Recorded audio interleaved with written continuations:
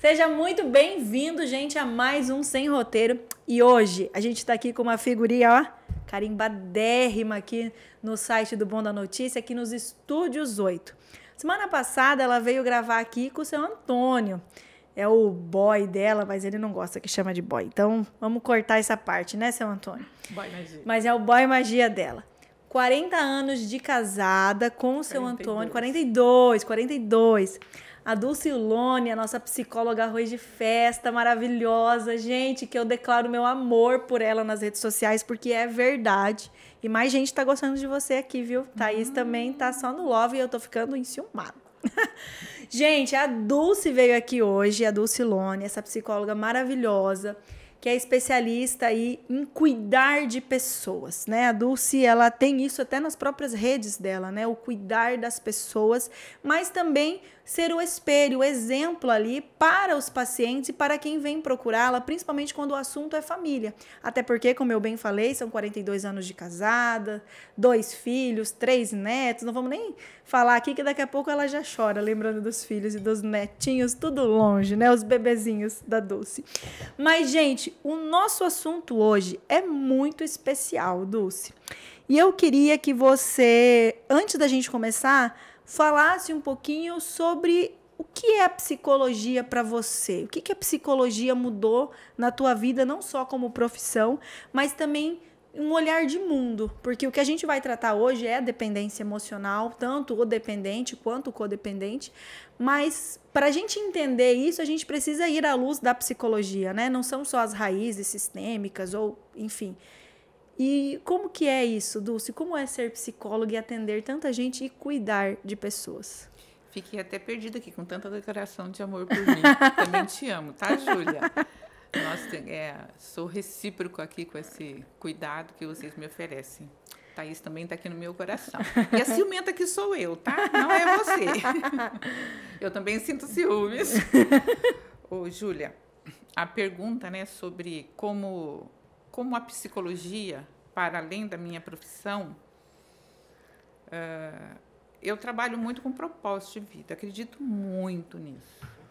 Eu não estou passando aqui na Terra, nesse período da nossa existência humana, nesse tempo da nossa história, para passar desapercebida. Hoje, um dos meus pacientes, que eu atendi antes de vir para cá, disse assim, que ele ouviu uma frase, e eu quero repetir aqui, dizendo assim, você vai passar por este mundo e não deixar a sua marca? Porque não é possível que um homem passe por esse mundo e não faça deste mundo um mundo melhor. Acho que é mais ou menos isso que ele disse.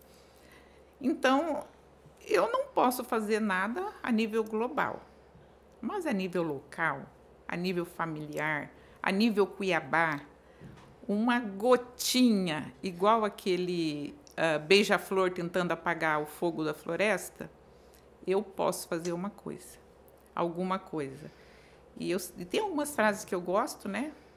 E uma delas é que quando eu mudo o meu mundo. Então, quando eu comecei a me dedicar à graduação, à pós-graduação, ao conhecimento teórico da psicologia, eu comecei a enxergar a minha própria vida, o meu propósito de vida. E o meu propósito, inicialmente, era: já sofri tanto na minha história, já passei tanto perrengue, já passei por muita violência doméstica, vi minha mãe sofrendo violência doméstica, então, de contrapartida, claro que eu também passava por isso, né? E eu queria, de alguma forma, contribuir com as pessoas que também sofriam isso. Assim foi o começo, mas eu vi isso se avolumar, crescer. Eu vi as pessoas se importarem e se mudarem e se transformarem com o meu modelo. Isso foi me incentivando mais. Então, eu acabei mudando o meu mundo, mudei o meu universo interno e acabei mudando a vida de muitas pessoas. E isso, sim, é de um valor assim, que eu não sou capaz de quantificar. Da alegria que algumas pessoas que eu encontro e falam. Porque a psicologia, aliada a uma história, aliada a uma fé, a uma espiritualidade desenvolvida, ela gera transformação.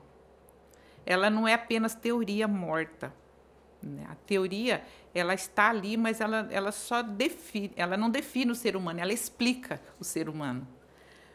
Então, aquela teoria, se não houver vivência, ela vai ser morta. E eu consigo passar essa vivência. Até uso um pouco da minha história. A minha história não foi uma história maravilhosa, né? Não foi um conto de fadas. Aliás, foi, né, bem uma gata borralheira mesmo, né? Mas, e é isso, Júlia. Então, para além da minha profissão, é o meu propósito de vida. Olha só, que lindo. É bom quando a gente encontra algo que, além da gente gostar, transforma também a vida de outras pessoas, né? Você vê ali a mudança em determinada situação ali, eu acho... Como passar por esse mundo e não fazer deixar uma marquinha registrada, e não né? fazer a vida de pelo menos uma pessoa melhor. E eu tenho a possibilidade e a oportunidade de fazer muitas vidas melhor.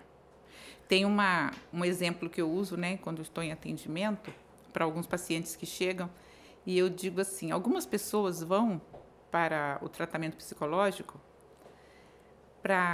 se for comparar com uma casa, a vida da pessoa com uma casinha, algumas vão só para arrumar o muro, a outra só querem ajeitar o portão, a outra só a sala. Mas tem umas que falam assim, Dulce, vamos arrumar tudo. Cada um escolhe o que quer transformar. E eu sou uma reformadora mesmo. Eu vou reformando até onde a pessoa deixar. E tem algumas que saem de lá com outra história. Já que eu já começo uma outra casa, né? Já estou num outro lar. Mas, Dulce, o nosso assunto hoje, ele é um assunto bastante interessante.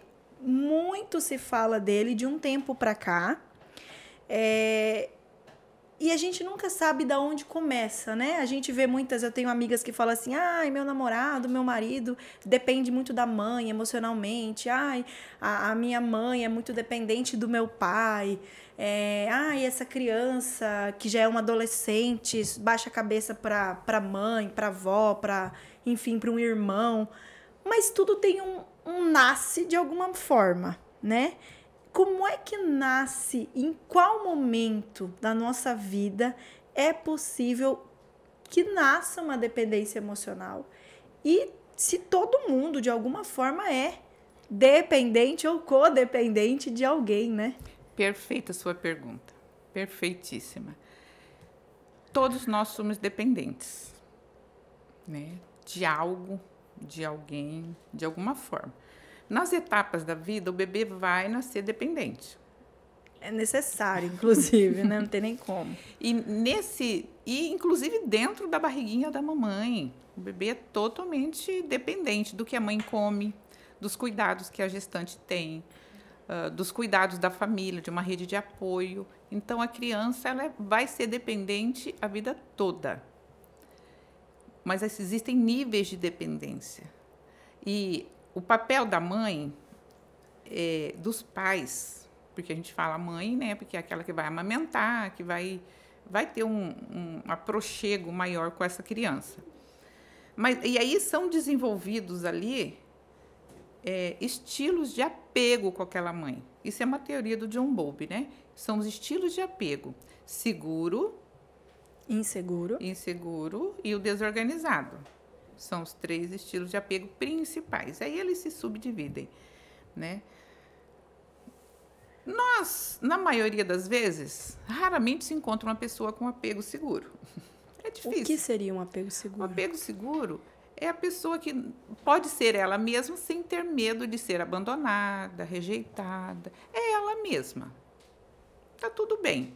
Ela pode errar, ela pode ter uma atitude que frustra o pai, frustra a mãe, ela vai ser corrigida, repreendida ou ficar de castigo e tal, mas ela não tem medo de deixar de ser amada porque errou. Porque errou. Aí eu gosto de usar a metáfora da fralda suja. Quando um bebê faz cocô, a gente troca a fralda e põe no lixo. A gente não pega a criança e põe no lixo.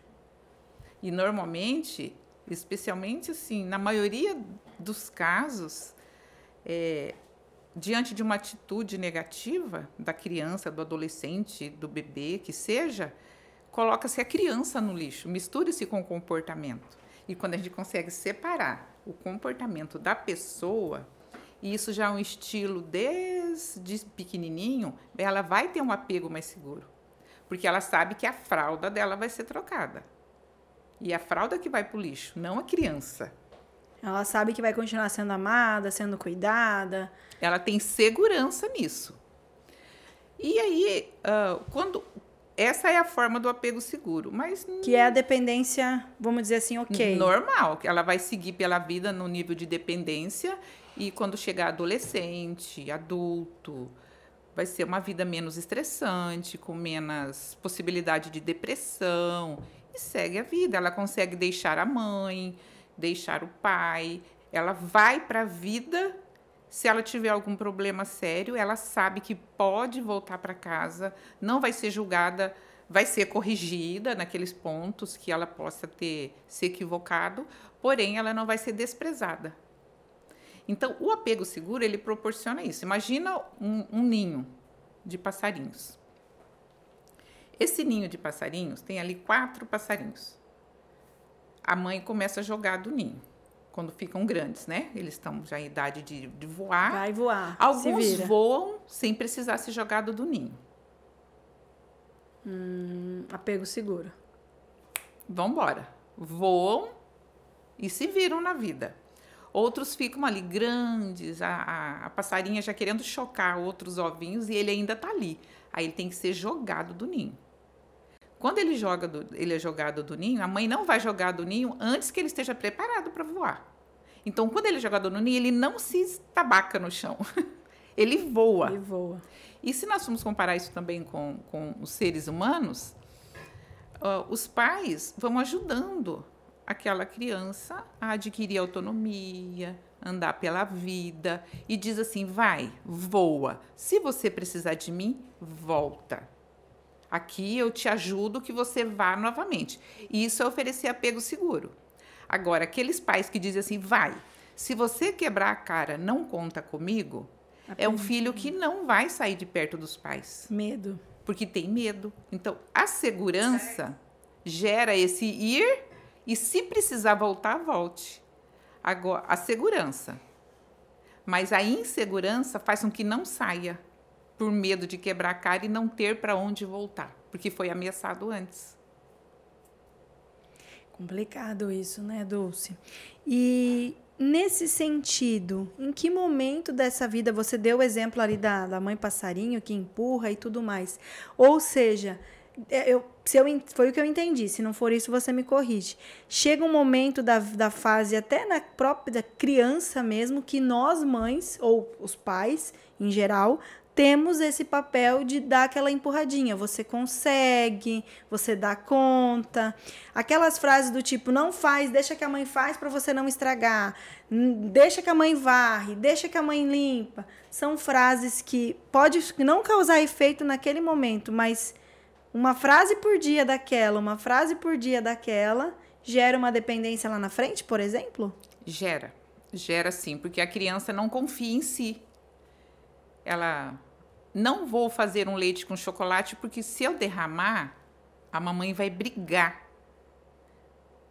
Então, a criança está treinando, ela ainda não tem uma coordenação para fazer um leite com chocolate. Mas ela precisa fazer para que ela conquiste, não sujar mais a bancada. E se ela sujar, ajude ela a limpar, ensine a limpar. Também não limpe por ela.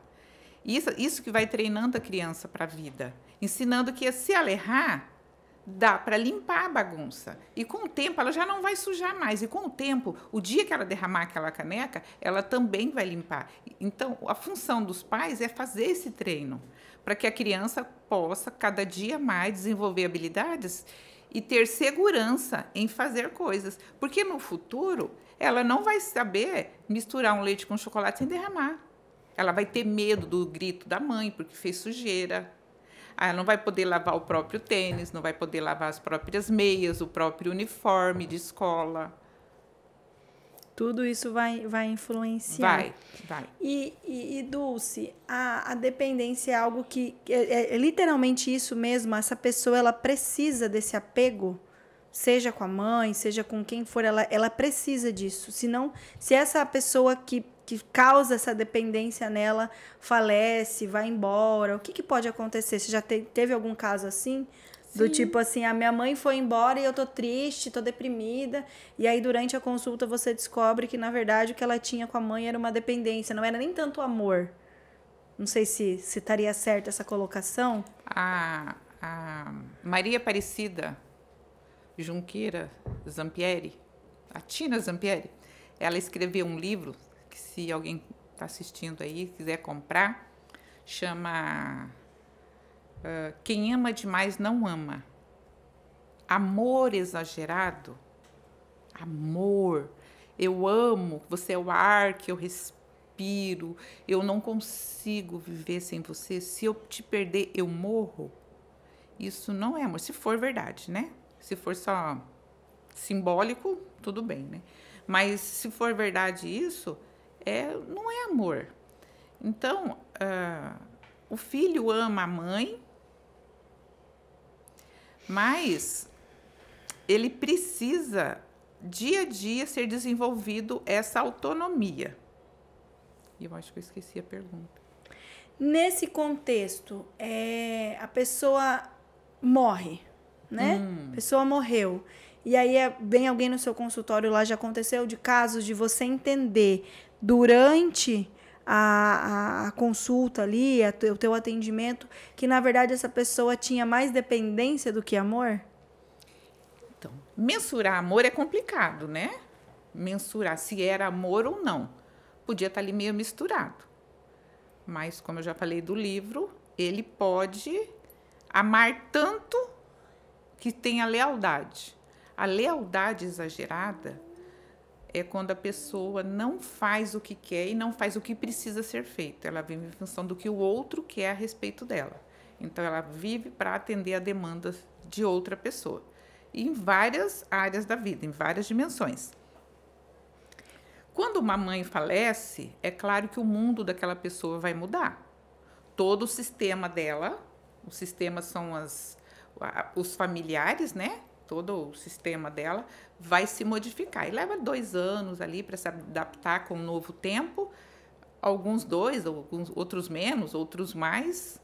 Né? Mas essa configuração se reconfigura, essa situação. Então, a pessoa que é mais dependente dos pais vai sofrer um pouco mais para poder se encontrar. O luto pode, sim, demorar mais tempo e, possivelmente, muito possivelmente, ela possa encontrar uma outra pessoa para substituir aquela pessoa que ela era dependente. E isso que eu ia te questionar agora, essa questão de uma substituição. Morre a mãe, eu vou ser dependente agora do meu pai, do meu marido, do meu filho. Tenho até caso na minha família que aconteceu isso, né? Do falecimento do marido e a esposa se tornar dependente emocionalmente dos filhos, em especial do filho, né? Por ser o homem, talvez a figura do marido que foi embora, enfim. Isso acontece de fato, então essa dependência ela não nasce, ela herda, né? Você não tem ali um momento com aquela pessoa, mas você precisa de alguém para que isso aconteça. O dependente emocional, ele precisa ser visto por alguém e ser validado por alguém. Então, ela sempre vai precisar do olhar do outro, da validação do outro, da força que o outro dá, ou o oposto. Talvez o outro até brigue com ela, mas ela sente que ela precisa que o outro brigue e fale, e daí? Você vai reagir? Você vai sair desse lugar? O que você vai fazer com isso? Então, ela está sempre dependendo de que outra pessoa... Quem briga é o codependente, nesse caso. Uhum. Que é a pessoa que se estressa ali pelo ambiente. Que depois a gente vai falar... Eu achava que ele era o antagonista da história, mas eu descobri que é o que mais sofre, né? Eu achava que era ele. Dá para mensurar. Porque os dois são sofrimentos, mas às vezes o dependente não percebe isso tanto. Ou percebe.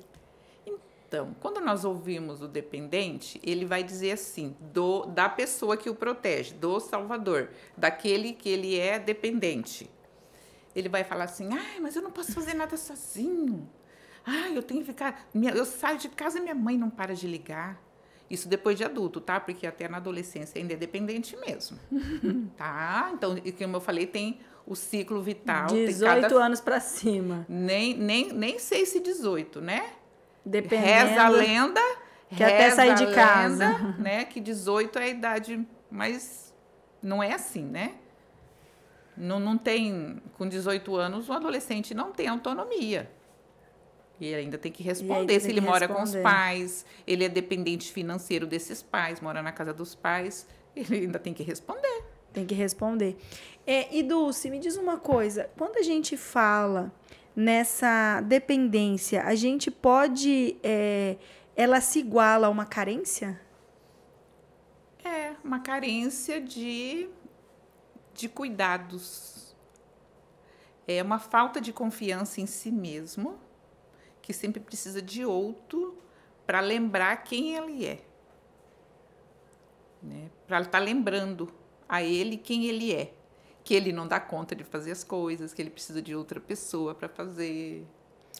E em um caso de um casamento, por exemplo, um dos casais ali, dependendo da história, do histórico familiar de um, do histórico familiar de outro, pode inverter esses papéis? Às vezes a menina ou o rapaz do casal ali, vamos dizer assim, é uma pessoa dependente, mas ali no casamento ela precisa ter um outro papel, ou vice-versa. Interessante essa pergunta, sabe por quê? Muito interessante. O filho, ele pode ser dependente da mãe, dependente do pai, uma vida inteira dependente. Mas em algum momento ele pode dar um giro e se tornar o codependente. Porque codependência também é dependência, só que o codependente salva e o dependente depende. É o salvado. É o salvado. Foi aquele que foi salvo. Então, ele pode ser dependente uma vida toda, um tempo todo, e, de repente, ele girar e começar a ser o codependente. E entra num casamento com aquele mesmo modelo que ele aprendeu lá na família de origem. Ele vai ser o codependente... No caso, ele vai fazer a esposa se tornar a dependente dele. Não, ela não vai fazer a esposa ser. Ela já vem de um relacionamento. Quem vai se interessar por ela... É uma dependente. É um dependente. Que loucura isso, né? E aí, Gustavo, você é dependente ou codependente? Eles se escolhem justamente por isso. De repente, uma garota encontra um cara legal, aquele cara que ela falou, uau... Mas não dá química. Não dá, não vira. Por quê? Os dois são iguais. Os dois são iguais. Dois codependentes? Dois dependentes? Dois codependentes é como seria assim, dois para mandar? Como que explica dois salvadores, codependente pra dois gente? Salvadores que salva todo mundo das situações difíceis. O meu pneu furou. Pera aí que eu vou resolver. Escuta, minha conta no banco está com problema. Você resolve? Resolvo. Entende? Então, o codependente é aquele cansado, estressado, aquele que se sente usado, que ele só é acionado quando precisam dele e que, na verdade, ele não é amado. Ele só é útil. Ele é tão útil que as pessoas procuram por ele. Porém, quando o dependente deixa de procurá-lo, ele se sente pior ainda e com raiva do dependente. Não falei? Só me procura quando eu sou útil. Agora que eu não estou sendo útil, nem me procura. Então, ele fica revoltado com o dependente que está desenvolvendo autonomia. Ele não deixa o outro voar. E como que vocês, psicólogos, aí vem uma pergunta mais conjunta nesse sentido, mas como, Dulce, que vocês, vamos dizer assim, detectam isso em consulta? Depende muito da técnica que você vê, das reclamações do paciente? Como que é feito isso? Cada profissional tem um jeito de trabalhar. Como é o seu caso? Né? São várias abordagens e cada abordagem vai fazer uma leitura e uma descrição disso. Existem testes... protocolos específicos para isso, a anamnese, mas o profissional está tão habituado, imerso nisso, que quando o outro vai fazendo o discurso, a gente já vai fazendo perguntas. Já vai captando ali, né? Vamos trazer isso para uma vida real. A gente ouve muito, e sempre coloca a culpa, não vou nem colocar assim, na sogra, família de um ou família de outro. Coloca, foi a mãe dela, foi a mãe dele que terminou esse relacionamento, que fez acabar, porque a gente vê muito isso na internet hoje, né? Hoje, até esses tempos atrás, eu vi uma assim, a família paterna acaba com muito mais casamento do que amante, mas vocês não estão preparados para isso. É verdade? Sim ou não? Não sabemos. Mas acontece, o caso aqui é o seguinte, esse homem, ele tem essa dependência da família, né? Ou essa mulher tem a dependência da família dela. Qual é o papel do outro para esse relacionamento não acabar e não ser colocado, então, a culpa, a cara dela ali? Colocando você em algumas, né? Mas assim, é porque a gente tem essa mania, né? E a culpa é porque a mãe dele é desse jeito, aí ele não aguenta, não sabe dizer não, é porque a mãe dela é desse jeito, olha o pai dela, não sai da casa. Então as pessoas, no cotidiano, é o que a gente mais ouve. Na psicologia, na minha abordagem sistêmica familiar, ela vai falar que é a triangulação. O filho sai de casa, mas ainda permanece com a lealdade aos pais e quer ter uma esposa. Então, acontece uma triangulação. É um relacionamento a 3.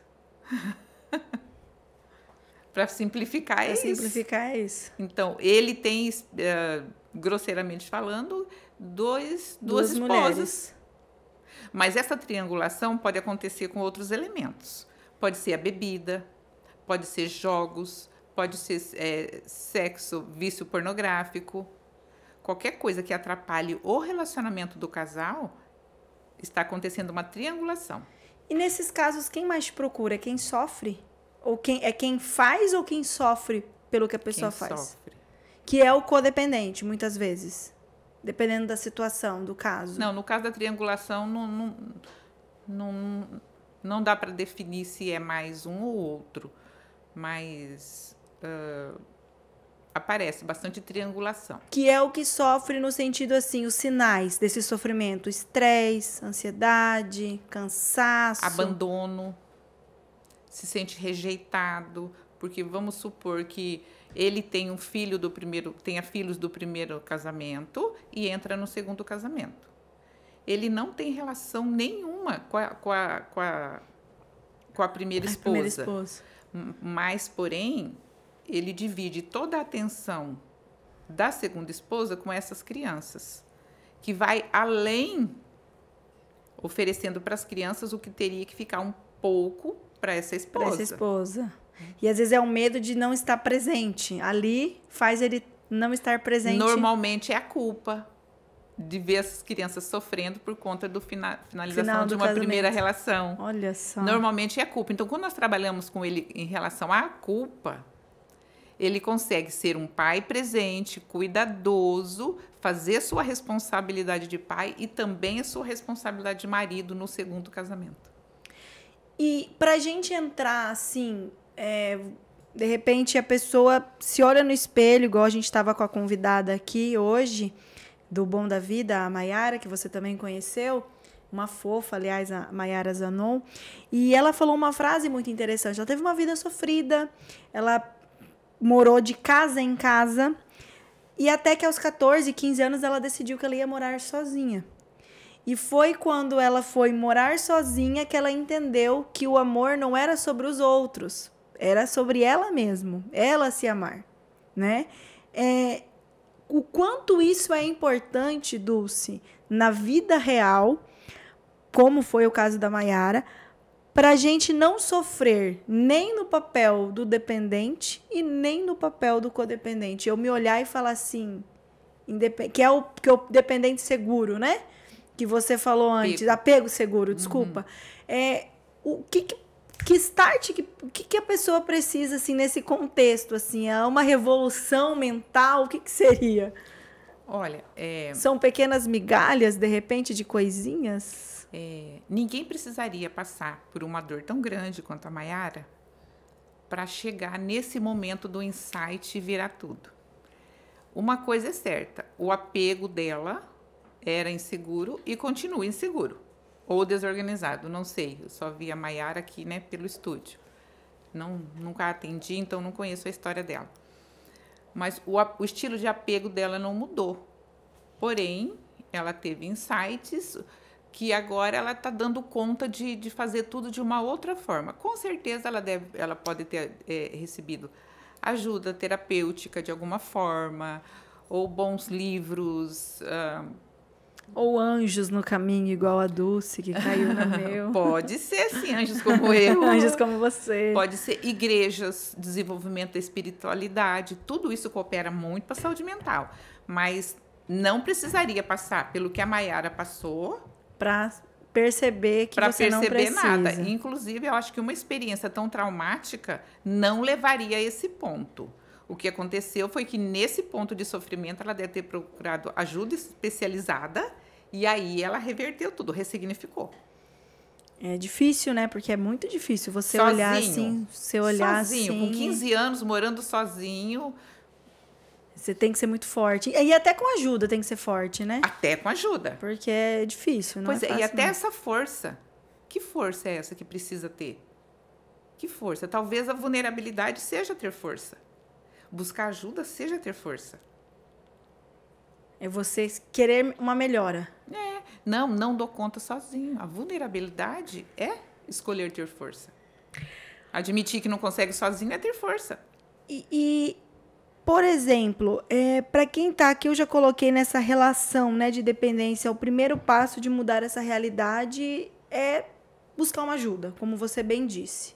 Uma ajuda seja pastoral, seja de psicólogos e profissionais, enfim. Mas é preciso também amar uma liberdade, né? Que até então essa pessoa talvez desconheça.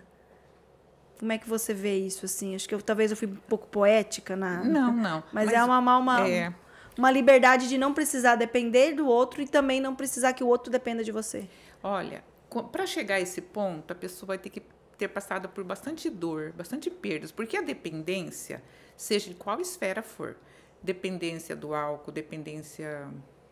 Qualquer tipo de dependência de substância, de pessoas, de qualquer coisa, ela passa para a gente entender como dependência que tipos de perda essa pessoa já sofreu por conta disso.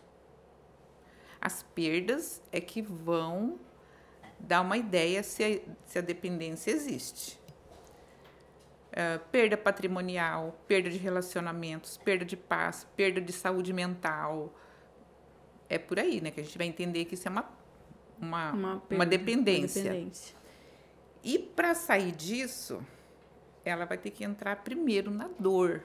E o Lacan, ele fala, e eu concordo demais com ele, né, que a angústia movimenta o homem. Enquanto não chega a angústia, o incômodo de ser codependente, o incômodo de ser dependente, a pessoa não se propõe a sair daquilo. Enquanto não estiver ruim. E depois que decide sair daquilo, ainda é um grande caminho para ir minimizando a dependência. Porque dependência, de verdade, não existe cura. O que tem é cada dia menos dependente. Igual lá nos passos do AA, nos 12 passos do AA, eu trabalho também com os 12 passos do AA para dependência emocional. E o primeiro passo, ele diz assim: admitimos que éramos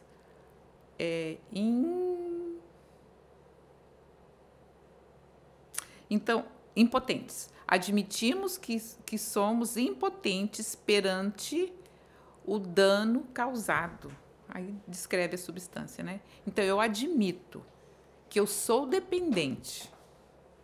E quando a vida do dependente começa a ficar ruim a ponto dele procurar? Porque a gente estava falando do codependente. O codependente é aquele que quer, mas estressa e tal, quer tem cuidar, ansiedade, quer que cuidar o outro demais. precise dele, ele se sente útil, ele tem que ser útil, porque ele encontra sentido na própria vida quando ele é útil.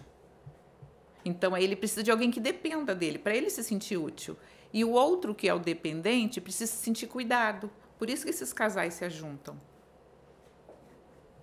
E, Dulce, qual que é a relação saudável num casamento? O Gustavo deve estar perguntando ali. Qual que é o certo? É assim, Gustavo, ora eu cuido de você, ora você cuida de mim. A Cíntia Lavdivocati, ela chama de dança relacional do casal. Ora eu cuido de você. Ora eu sou dependente, ora Não. eu sou nesse sentido? Mas não precisa entrar nisso, Não precisa entrar né? nessa Isso é o seara. saudável. Não é codependência nem dependência. Ora você precisa mais, eu cuido de você. Ora eu que preciso mais, então eu cuido. Porque quando essa balança fica só de um lado, um cuidando e o outro recebendo, aí tá a dependência e a codependência. Mas quando a balança faz isso aqui, ó, no relacionamento, é saudável. A gente vê muitos relatos hoje de mulheres, por exemplo, donas de casa que decidiram empreender e hoje, financeiramente falando, estão tão quão bem quanto os seus maridos. E elas relatam, muitas vezes eu amo o TikTok, porque o TikTok conta histórias da vida real, né, das pessoas, e lá você vê muitos relatos, comportamentos diferentes dos seus digníssimos por conta disso, né? Meu marido agora não me trata mais bem, meu marido fala que eu não preciso mais dele, porque eu já estou ganhando dinheiro o suficiente.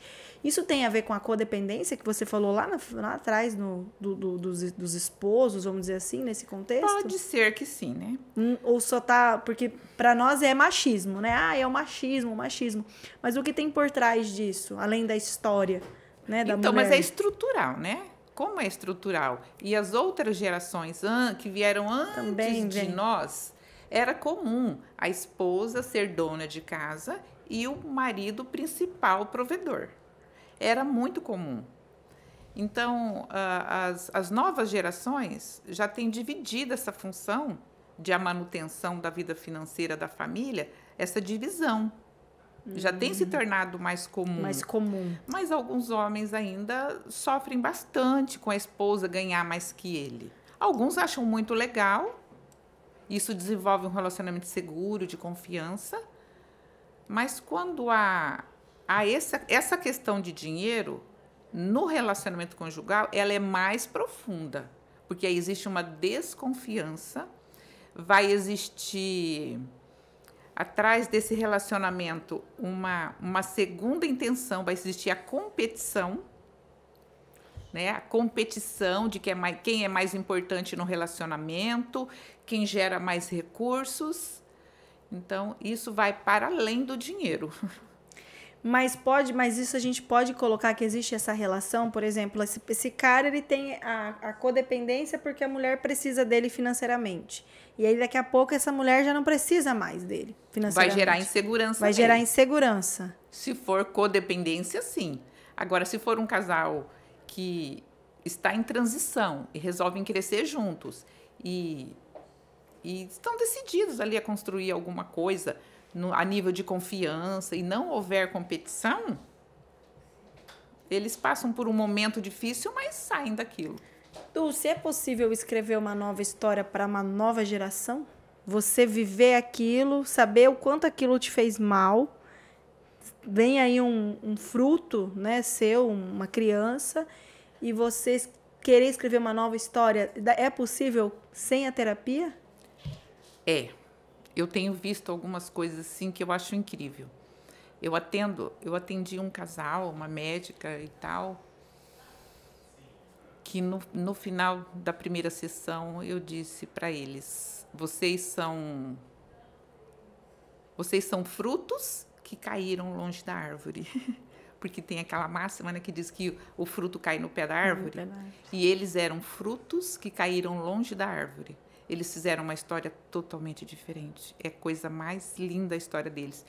E quando você fala disso, eu me lembro de uma publicação que eu fiz no Instagram, no Story, dizendo assim: fui eleita a dar o que eu não tive, porque eu sei quanto custa não ter tido. Exatamente. E, sim, é possível. Algumas pessoas que eu digo que têm sabedoria e que desenvolvem a espiritualidade, estão imersos em lugares éticos, morais, e que podem aprender a construir uma nova história, eles têm um pouco mais de facilidade. Mas se eu sou tão adoecida que não consigo olhar para mim e ver em que eu estou errando, eu não consigo fazer uma história nova. E também tem aquela situação de quando a gente nasce com aquela realidade, né? Eu nasci, como você falou, do fruto, né? É difícil sair, é difícil você, de repente, vir a querer ter uma família, vamos abre aspas, feliz, quando você veio de uma família que talvez não viveu tanto essa felicidade. Porque quando não fez parte da nossa realidade, é tipo isso? Nós estamos ali na nossa família de origem. Nós somos adolescentes, olhamos para aquilo e falamos, mas eu quero fazer uma coisa diferente. Não, mas eu não quero um casamento igual ao da minha mãe. Mas eu não quero viver isso, eu não quero. E eu até saio ali determinada a fazer uma história diferente. Aí, de repente, eu escorrego, eu caio no mesmo buraco. Por quê? Porque eu já estou treinada para aquilo. Eu já fui treinada. Daí acabei casando com um cara igual meu pai. Meu Deus, como é que eu fiz isso? Por quê? Eu fico no que já é conhecido. Mesmo que eu não queira aquilo, eu acabo vivendo o que eu não quero. Olha só. Mas dá para fazer uma história diferente. Como, mesmo Dulce? Com aquela pessoa. Se a outra pessoa estiver disponível para fazer uma mudança, e eu volto a repetir aquela frase lá do começo. Quando eu mudo o meu mundo.